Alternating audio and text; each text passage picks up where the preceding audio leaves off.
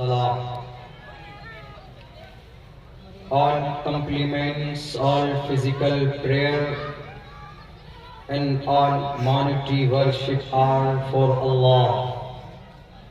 Peace be upon you, O Prophet, and Allah's mercy and blessings.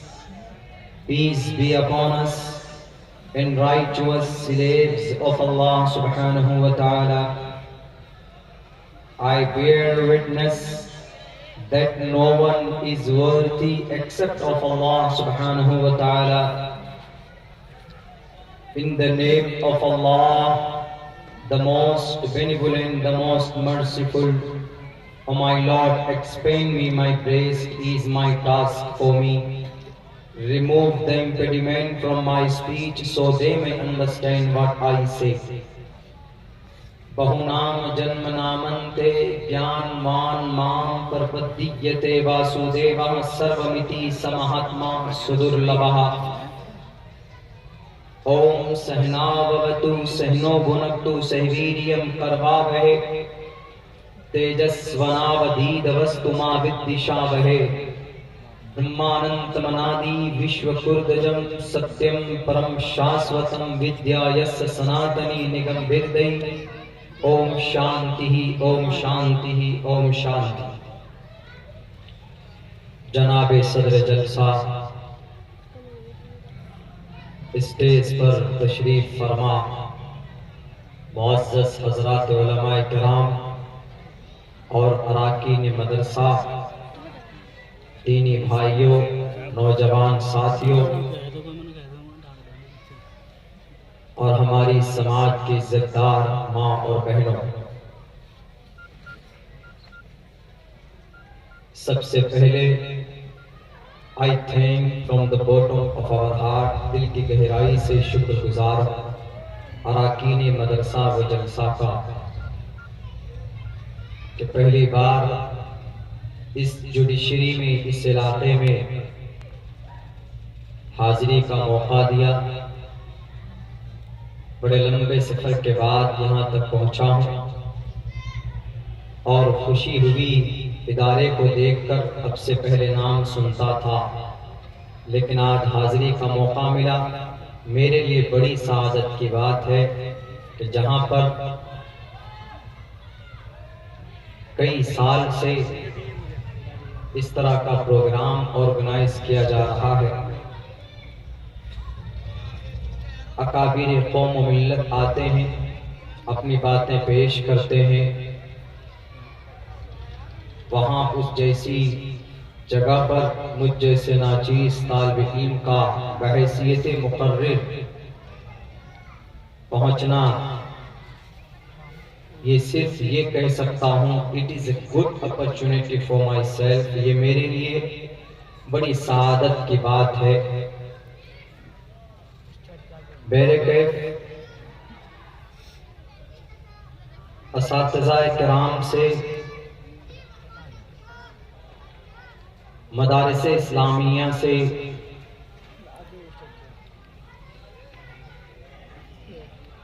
इन चीज़ों के ताल्लुक़ से आज दुनिया में, खुसूसन हमारे मुल्क में तरह तरह की बातें होती है. According to the Indian constitution आज मैं आपके सामने जितनी देर तक खिताब करूँगा, मैं चाहता हूँ कि सुलगते हुए मसाइल हमारे मदरसे और कुरान और आखिरी नबी मोहम्मद रसूलुल्लाह के ताल्लुक़ से कुछ बात पेश करूँ. अभी तक उमूमन हम लोग दीनी एतबार से बातें सुनते रहते हैं. इन मदरसों से हमारे उलमा पैदा होते हैं, हाफिज़ कुरान पैदा होते हैं, क़ारी कुरान पैदा होते हैं, मुफ्तियान किराम पैदा होते हैं. ये जहन में बिठा दिया गया है कि आपके मदरसे में सिर्फ कुरान की तालीम, अहादीस की तालीम, नहव और सर्फ के ऊपर मेहनत कराया जाता है, बच्चे पढ़ते हैं. उसके अलावा आपका इस दुनिया में اس کو آگے بڑھانے میں کوئی یوگدان نہیں ہوتا اور کوئی شرکت نہیں ہوتی کسی اور فیلڈ میں۔ ہم مانتے ہیں، اعتراض کرنے والے کہتے ہیں کہ ہم مانتے ہیں کہ آپ کا مدرسہ، آپ کا قرآن، آپ کے آخری نبی بالکل پرفیکٹ ہے، کوئی شک نہیں ہے۔ جو آدمی مانے گا وہ کامیاب ہوگا، اس کو بھی تسلیم کرتے ہیں، اس کو بھی ہم گران کرتے ہیں اور آپ کے ساتھ ایگری کرتے ہیں۔ لیکن آپ کا قرآن آپ کے نبی پر 1450 سال پہلے نازل ہوا۔ 1450 سال پہلے، تقریباً 1500 سال پہلے، تب میں اور اب میں فرق ہے۔ اور یہ دنیا ماڈرن ہے، ہر نئی چیز وجود میں آتی ہے تو لوگ بڑھ چڑھ کر حصہ لیتے ہیں اور اس کو قبول کرتے ہیں۔ اس لیے آپ کا مذہب، آپ کا قرآن، آپ کے آخری نبی کا میتھڈ اور طریقہ 1450 سال پہلے لوگوں کے لیے تھا، اب کے لیے وہ چیزیں قابل قبول نہیں ہے۔ ان کا اعتراض آپ دیکھ لیجئے، کوئی بھی میٹر ہو، طلاق کا میٹر ہو، پردے کا مسئلہ ہو، کوئی بھی اس طرح کا ایشوز جب اٹھتا ہے ہمارے سامنے میں تو یہی بیسک باتیں آتی ہے کہ نہیں تھی وہ چیز، وہ احکامات تھے، وہ میتھڈ، وہ طریقہ، وہ حکم تھا پہلے کے لیے، اب کے لیے نہیں۔ اسی لیے کچھ چینجنگ اور کچھ تبدیلی ہونی چاہیے۔ نشر و اشاعت کے ذریعے، یہاں تک کہ دھارمک جگہوں میں، مدرسوں میں جا کر انٹرویو کیا جاتا ہے، پوچھا جاتا ہے کہ do you know English, do you know Sanskrit, do you know science, and are you able to talk with me in English language, کیا آپ یہ جانتے ہیں، یہ پڑھنا جانتے ہیں؟ قرآن کے بارے میں، شریعت کے بارے میں نہیں پوچھتے۔ ہمارے مدرسوں کا بیسک مقصد یہ ہے کہ وہ اپنی دھارمک، اپنے قرآن اور اپنی شریعت کو جانیں۔ بنیادی مقصد یہی ہے۔ کیوں؟ ہم جانتے ہیں، اس بات کو مانتے بھی ہیں کہ اگر ہمارے بیچ ہماری شریعت کی تعلیم نہیں رہی تو ہمارا عقیدہ ختم ہو جائے گا، ہمارا کانسیپٹ ختم ہو جائے گا۔ تاریخ گواہ ہے، دنیا میں اسلام کے علاوہ جتنے بھی دھرم اور مذاہب کے لوگ بستے ہیں، آپ ریسرچ کر کے دیکھ لیجئے، آپ تحقیق کر لیجئے، کسی کا بھی عقیدہ اکارڈنگ ٹو دیئر کانسیپٹ، وہ اپنے عقیدے، اپنے مذہب کے مطابق ان کا عقیدہ نہیں ہے، ان کی کتابیں بدل دی گئی، ان کے خدا کے بارے میں ان کے عقائد بدل دیے گئے ہیں۔ کیوں؟ کیونکہ ان میں ان کے دھارمک کتابوں کی تعلیم نہیں ہوتی ہے، اس کا کوئی پاٹھشالہ، کوئی مکتب نہیں ہے۔ اور الحمدللہ ہمارا ہے۔ 1450 سال پہلے شریعت کے جو احکامات نازل کیے گئے، قرآن کا مسودہ ہمارے بیچ پہنچا، احادیث، ایک حدیث کو لینے میں جو تحقیقات ہوتی ہے، وہ آج بھی وہ چیز، وہ سسٹم، وہ نظام، وہ عقیدہ، وہ بنیاد اسلام آج بھی موجود ہے، کوئی تبدیلی اس کے اندر نہیں ہوئی۔ بہت کوششیں کی گئی، اس کی وجہ یہ ہے کہ ہمارے بیچ میں یہ تعلیمی ادارے آج تک بھوکے رہ کر لوگوں نے اس کو پروان چڑھایا ہے۔ خود بھوکے رہتے ہیں، لیکن اپنے گھر میں اگر 2 روٹی ان کی بنتی ہے تو 1 روٹی مدرسے کو بھیجتے ہیں اور 1 روٹی خود کھاتے ہیں۔ یہ قربانی ہے جس کی وجہ سے 1450 سال پہلے سے جو سسٹم ہے وہ سسٹم ابھی تک ہے، اور انشاءاللہ چڑھتے ہوئے سورج کی طرح ہمیں یقین ہے to the day of judgment when the world will be finished at that time، اس وقت تک جب یہ دنیا ختم ہو جائے گی، اس وقت تک اللہ تبارک و تعالیٰ ان مدرسوں کو، ان مکاتب کو، ان اداروں کو باقی رکھے گا۔ رہی بات یہ کہ مولانا ٹھیک ہے آپ مدرسے میں قرآن کی تعلیم دیتے ہیں، لیکن آپ اپنے قرآن کو اتنی سختی سے مت پکڑیے۔ کہیں کوئی بات آتی ہے ہمارے طرف سے اس کو بھی قبول کر لیجئے، لچک پیدا کیجئے اپنے قرآن میں۔ اگر آپ ان سے پوچھیں کیوں، تو وہ یہ کہیں گے کہ if you want to be a great person، اگر آپ مہان انسان بننا چاہتے ہو دنیا میں، مہان دنیا میں، تو کس کو مہان مانا جاتا ہے؟ جیسے ہمارے وکیل صاحب ہیں، کس کو مہان مانا جاتا ہے؟ جو بہت بڑا ڈاکٹر ہے، MBBS ہے، MD ڈاکٹر ہے، اس کو مہان مانا جاتا ہے۔ کس کو مہان مانا جاتا ہے؟ جو DM ہے، SP ہے، اس کو مہان مانا جاتا ہے۔ کس کو بڑا مانا جاتا ہے؟ جو بڑا تاجر ہے اس کو بڑا مانا جاتا ہے۔ دنیاوی اعتبار سے کون ہے بڑا؟ یہ سرجن ہے، یہ سول انجینئر ہے، یہ میکینیکل انجینئر ہے، یہ اس فیلڈ میں ماہر ہے، یہ بڑا اکنامک پرسن ہے، بڑا تاجر بزنس مین ہے، یہ بلڈر ہے، اس کو بڑا مانا جاتا ہے۔ اسی لیے وہ کہتے ہیں کہ if you want to be a great person, if you want to control on the world، دنیا میں کنٹرول حاصل کرنا چاہتے ہو تو قرآن کی بات مت کرو، آپ کو آگے بڑھنا ہوگا۔ ہم یہ جواب دے سکتے ہیں، کیا قرآن پڑھ کر ہمارا بچہ صرف حافظ قرآن تک محدود رہ سکتا ہے؟ کیا قاری قرآن بننے کے بعد، عالم دین بننے کے بعد، کیا وہ دنیا کے ان چھوٹے چھوٹے عہدوں پر قابض نہیں ہو سکتا جس کو دنیا والے کہتے ہیں کہ یہ مہان ہے، یہ بڑا ہے؟ ہمارے مدارس میں پڑھانے والے جو ہمارے علماء ہیں، رات دن محنت کر کے گرمی میں، ٹھنڈ میں علماء کرام کو پیدا کرتے ہیں، برپا کرتے ہیں، ان کے قدموں پر کھڑا کرتے ہیں۔ آپ یہ کہتے ہو کہ اتنی محنت اگر دنیا میں کر لو تو دنیا تمہارے ہاتھوں میں، تمہاری مٹھی میں۔ ہم یہ کہتے ہیں، ان کو جواب ہمیں دینا چاہیے کہ دنیا والوں، یہ قرآن پڑھ کر صرف ہمارے علماء یہ مت سمجھو کہ یہ صرف قاری قرآن بنتے ہیں، حافظ قرآن بنتے ہیں، عالم دین بنتے ہیں۔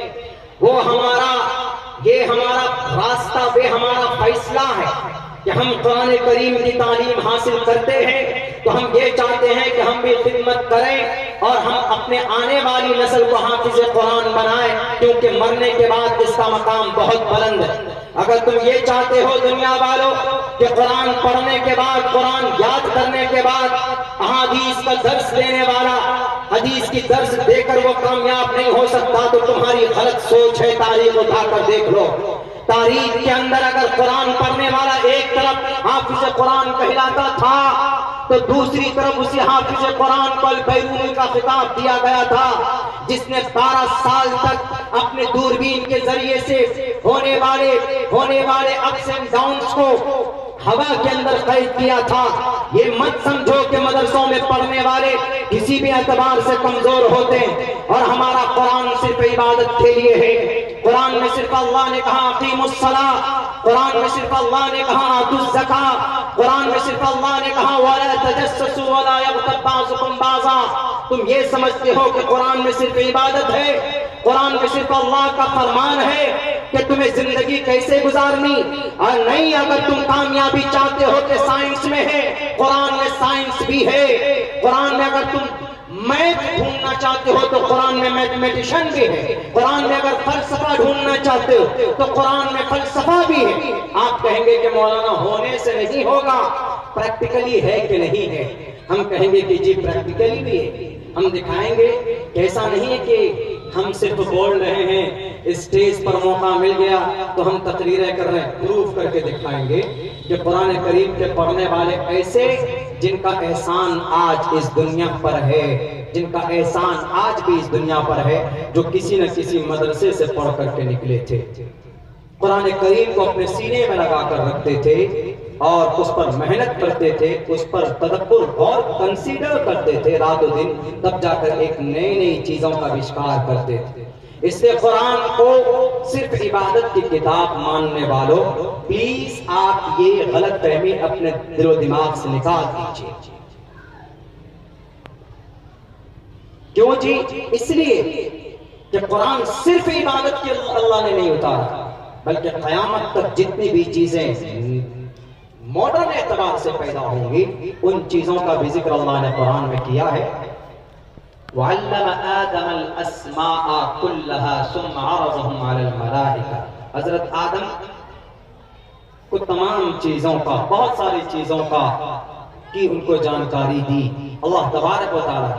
اب انگریز اگر کوئی نئی چیز وجود میں لاتا ہے تو آپ کہتے ہیں کہ انگریز person is a very intelligent person because he made the new thing. اس نے نئی چیز بنائی تو آپ کہتے ہیں کہ انگریز بڑا ذہن کا دھنی ہے. انگریز بھی کس کی اولاد؟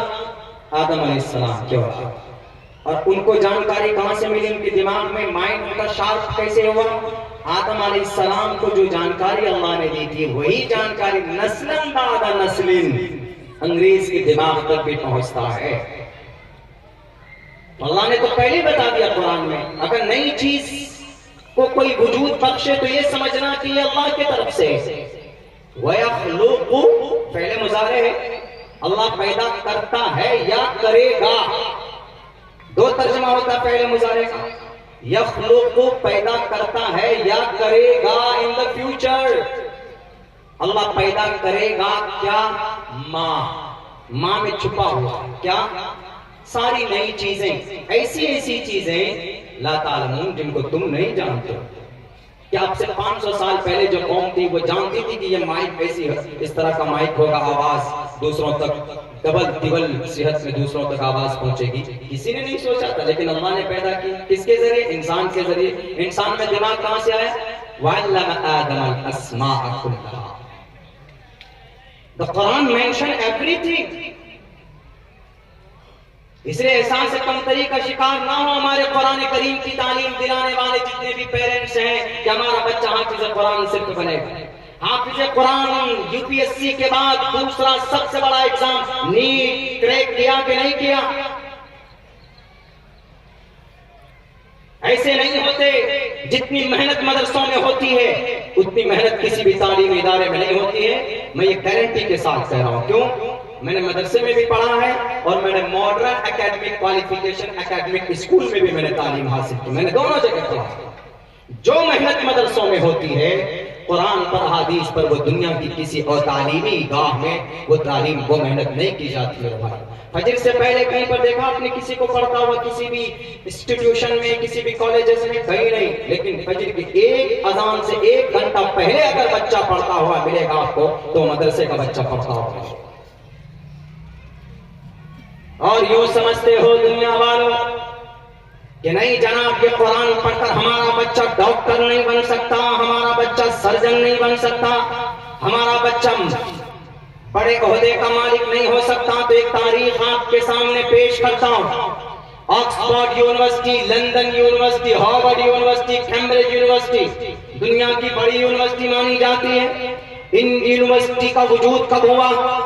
1400-1300 عیسوی میں. لیکن قرآن پڑھنے والے، فلسفے کے اوپر تحقیق کرنے والے، ان کا وجود کب سے؟ اللہ کے نبی علیہ السلام کے زمانے سے ہے. سب سے پہلا مدرسہ کب؟ دار ارقم مکہ المکرمہ میں. اس کے بعد جب ہجرت کر کے اللہ کے نبی مدینہ پہنچتے ہیں تو سب سے بڑا مدرسہ اصحاب صفہ مدرسہ. اصحاب صفہ صحابہ کرام بیٹھ کر تعلیم حاصل کرتے تھے، قرآن کی تعلیم حاصل کرتے، احادیث کو جانتے، غور کرتے کون سا مسئلہ ہے اس میں، اللہ کے نبی سے پوچھتے تھے. اور جناب عیش کی زندگی نہیں گزارتے تھے بلکہ 2-2 3 دن تک ان کو فاقہ کرنا پڑتا تھا، تب جا کر وہ ایک دوسرے کو بانٹ پاتے تھے. 2-3 دن کی مسافت طے کرنے کے بعد ایک حدیث کو سیکھنے کے لیے پہنچتے تھے. صحابہ کرام، تابعین، تبع تابعین، ہماری اس امت کے اکابرین، اس دھرتی کے اوپر، اس زمین پر احسان ہے قرآن پڑھنے والوں کا. اس لیے میں کہہ رہا ہوں میں اپنی بات بنا تحقیق کے اسٹیج پر نہیں لاتا ہوں. میں ایک طالب علم ہوں، میں بہت بڑا کوئی ایجوکیشنسٹ نہیں ہوں، میں کوئی بہت بڑا عالم دین نہیں ہوں. دارالعلوم دیوبند سے میری فراغت سن 2011 اور 12 کے اندر ہوئی.